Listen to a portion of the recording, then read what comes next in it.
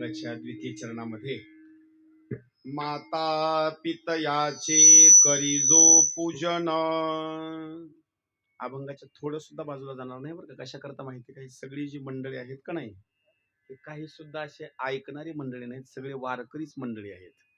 शब्द ऐका. दुसरा शब्द वापरला पूजन. आणि त्या पूजनाच्या बाबतीमध्ये एक आपण पूजेच्या ओळीमध्ये एक अभंग म्हणतो. कासयाने पूजा करो केशी राजा, हाची संदेह माझा फेडी आता. उदके न्यानो तरी स्वरूप ते तुझे, तेथे काय माझे वेचे देवा. त्याच्यामध्ये जर वर्णन करायचं म्हटलं, स्वामी काज गुरु भक्ती, पितृवचन सेवापती, म्हणजे पूजेच्या बाबतीमध्ये वेगवेगळा असणारा भाग सांगितलेला आहे.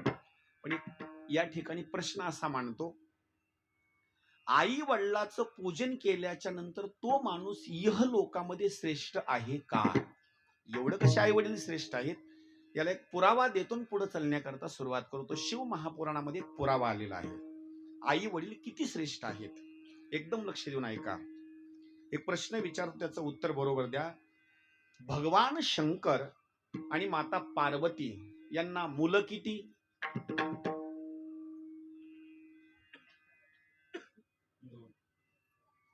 बरोबर काय? छान. असं भेद उत्तर द्या जाऊ नका. कसं होतं की काही नाही, असं नाही, असं दडपड घेऊन घेऊ नका, असे अजिबात नाही. हा, किती मुलं? 2. बरं. थोरल्याचं नाव काय? वा, छान बरं का, छान छान. बारक्याचं नाव काय? हा, बस. असं भेद उत्तर देऊ नका, अजिबात नाही. काहीच नाही, मी काही मारणार नाही, काही नाही. मला गावाकडे जायचं नाही, अजिबात नाही. थोरल्याचं नाव कार्तिक स्वामी आणि छोट्याचं नाव गणपती बाप्पा. या दोघाची दररोजची पैज लागायची, या दोघाची बरं का. दोघ जण आई वडील जवळ बसले की कार्तिक स्वामीने सांगायचं, पिताजी लग्न आपलं करून टाका अगोदर. पुन्हा म्हणायचं, मी नाही हो, कार्तिक स्वामीनं. हा, कार्तिक स्वामीने सांगायचं, पिताजी लग्न माझं अगोदर करून टाका. तितक्यात गणपती बाप्पा यायचा, आई लग्न अगोदर माझं. बस. ते पाठीमागे टीव्हीवर एक पिक्चर आला होता का नाही, बाबा लगीन, तसं ह्यांचं दररोज तेच धंदा. बरं, समजून तरी कसं सांगावं. आणि नियम असा आहे, लग्न अगोदर छोट्याचं करावं लागतं का मोठ्याचं? आणि जर छोट्याला नोकरी असली तर? आता झालंय असं, ज्याला नोकरी आहे त्याचं लग्न अगोदर, हे तसाच जनावर राखीत फिरायला आता तिकडच. उलट काम झालं बरं का असं. हा, उलट झालं असं. हा, अजिबात नाही. हा, आणि आता ज्यांच्याकडे मुली आहेत त्यांचं सांगतो बरं का, ज्यांच्याकडे मुली आहेत त्यांच्या आई वडिलाचं म्हणणं आहे, हा, आमच्या मुलीला कडे आहे ननंद नसावी, अजिबात नसावी, ननंद नसावीच. हा, नको नको. हा, आमची मुलगी जिथं जाईल का नाही तिला सासू अजिबातच नसावी. हा, अजिबात नसावी तिला. सासरा तर नसावाच. मग मी म्हणलं ते आकाशातूनच पडलेलं असावं. विचार करायची गोष्ट आहे का नाही? अरे तुला हे नको ते नको, तू तुझ्याच घरी बस. बस. हा, काय धंदा आहे का काय? अरे बाबा, तर दोघांनी सांगायचं लग्न अगोदर माझं. आणि कसं आहे माहिती का, गणपती बाप्पाने सांगायचं लग्न माझं, कार्तिक स्वामीने सांगायचं लग्न माझं. पण आता कसं आहे, आई वडिलाला प्रश्न पडला, गणपती बाप्पाची बाजू घ्यावी तर कार्तिक स्वामीला राग, कार्तिक स्वामीची बाजू घ्यावी गणपती बाप्पाला राग. दोघांनी एक डोकं चालवलं. ऐका, सोर लावा बर का. ज्याला सुरुवातीला अगोदर लग्न करायचं आहे त्यानं पृथ्वीची प्रदक्षिणा करायची आणि अगोदर आमच्याकडे यायचं, त्याचं लग्न अगोदर आम्ही लावून देऊ. लक्ष करा. कार्तिक स्वामीचं वाहन काय? मोठ्यानं बोला. मोर.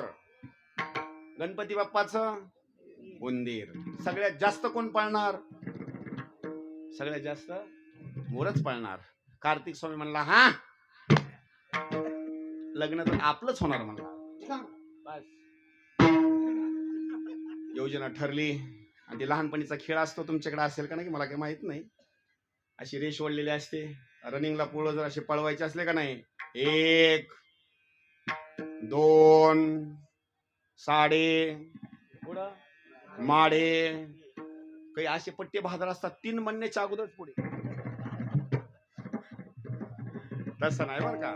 साडे माडे 3 म्हटलं की मोर उडायलाही लागला आणि पळायला लागला. हे गणपती बाप्पाचं उंदीर आपलं. गणपती बाप्पा वरून त्याला मारू लागले. उंदरानं सांगितलं, देवा तुम्ही किती जरी मला मोदक चारले तर मी काही शर्यत जिंकू शकत नाही, आपलं इथूनच पाठीमागं चला.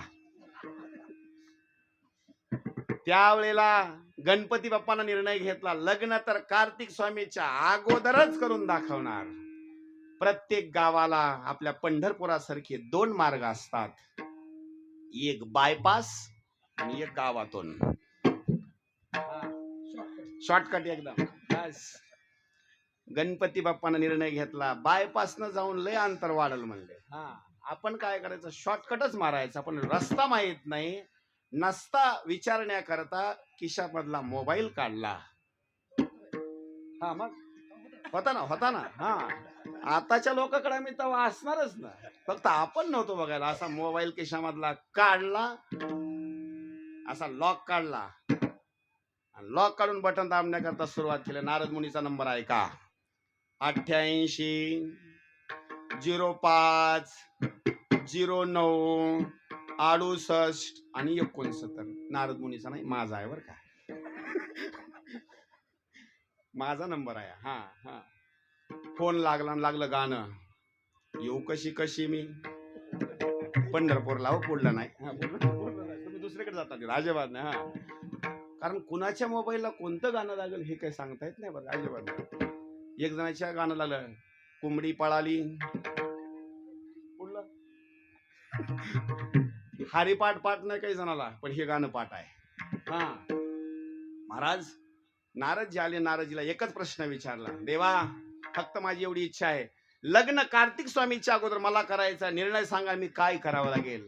नारदजीने एकच वाक्य बोललं, जर तुला पृथ्वी प्रदक्षिणेचं पुण्य मिळवायचं असेल तर फक्त एक काम करायचं, घरी जायचं, एका पाटावर वडिलाला बसवायचं, एका पाटावर आईला बसवायचं, गरम पाणी करायचं, दोघाला आंघोळ घालायची, लगेच गंध उघडायचा, लगेच गंध लावायचं, लगेच त्यांना वस्त्र द्यायचे, 5 प्रदक्षिणा करायचं, दर्शन घ्यायचं, त्यांना सांगायचं लग्न माझं करून टाका.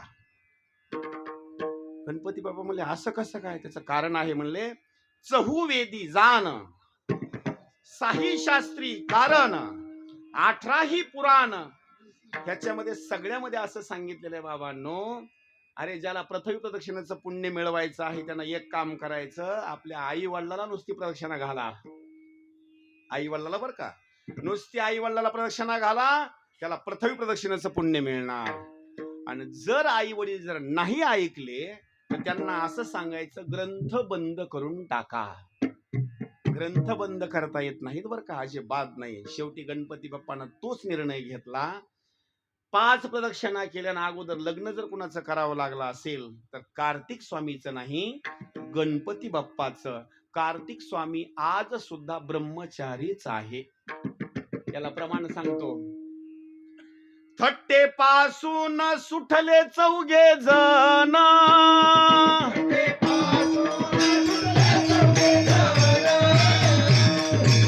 थट्टे पासून सुटले 4 जण,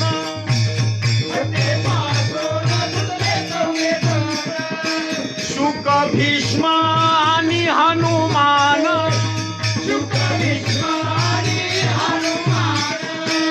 चौथा कार्तिक स्वामी जाण,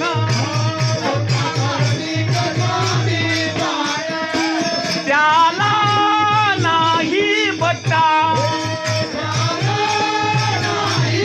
ओ त्याला नाही बट्टा,